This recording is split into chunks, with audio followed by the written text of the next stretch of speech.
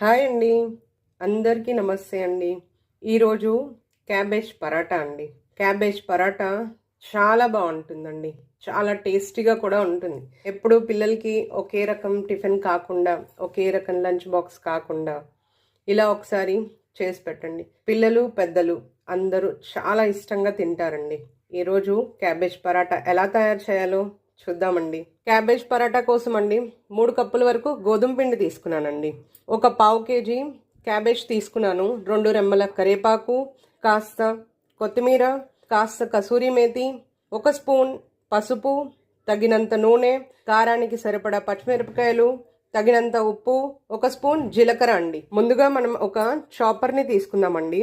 దీంట్లో మనం కట్ చేసి పెట్టుకున్న క్యాబేజ్ వేసుకుందాం. 1 పచ్చిమిరపకాయ, కరివేపాకు, కాస్త కసూరి మేతి, కాస్త కొత్తిమీర ఇలా కొంచెం కొంచెంగా చాప్ చేసి తీసుకుందామండి. దీంట్లో కొంచెం జీలకర్ర, కాస్త ఉప్పు, కాస్త పసుపు. దీనికి మూత పెట్టేసి ఇదంతా చాప్ చేసి ఇలా తీసుకోండి. నెక్స్ట్ కొంచెమే ఉందండి, అది కూడా సేమ్ ఇలాగే చాప్ చేసేసానండి. ఇదంతా ఇలా వేసేసుకుందాం మొత్తం. దీని అంతా ఒకసారి ఇలా కలిపేసుకుందాం అండి.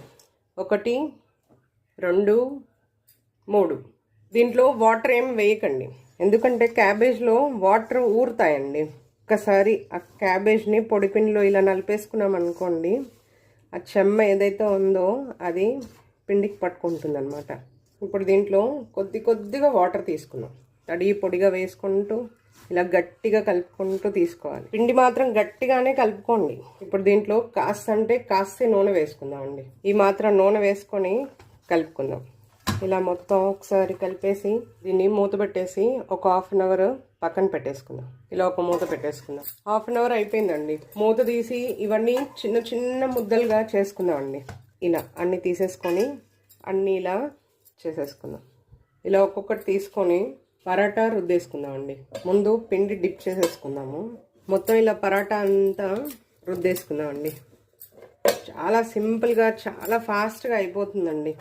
అంతే అండి, చాలా సింపుల్గా ఇలా అన్నీ చేసి చూపిస్తాను. అన్ని పరాటాలు ఇలా రెడీ చేసేసుకున్నానండి. స్టవ్ వెలిగించి ఒక తవా పెట్టేసుకుందాం. తవా వేడైన తర్వాత మనం రెడీ చేసుకున్న పరాటా ఒక్కొక్కటి వేసుకుందాం. క్యాబేజ్ పరాటా అటు ఇటు బాగా దోరగా కాలిన తర్వాతే నూనె వేసుకుందామండి. పరాటా దోరగా కాలిందండి.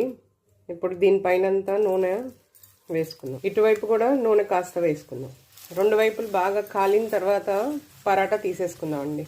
ఈ మాత్రం సరిపోతుందండి, తీసేసుకుందాం. ఇలా కాల్చి తీసుకున్నానండి. ఒకసారి ట్రై చేసి చూడండి.